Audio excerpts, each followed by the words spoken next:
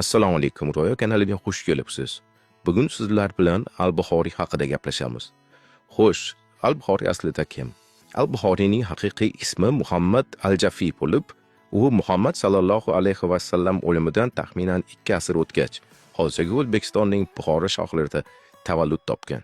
Biroq siz eshitib o'rgangan uning buyuk nomi u vafot etganidan so'nggina shakllangan. Umuman olganda Al-Buxoriy o'z zamonasining boshqa insonlardan hech bir jihati bilan ajralib turmagan.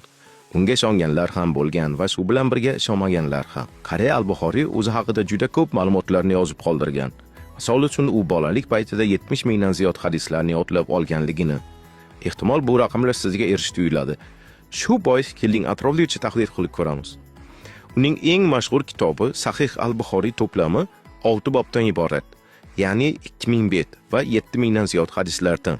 Bu Al-Buxoriy go'dak bo'la turib o'zining yakuniy kitobi sanavilgan Sahih Al-Buxoriy hadislar to'plamidan 10 barobar ko'proq ma'lumotni, ya'ni 60 bob va 20 ming betni yod olgan degani.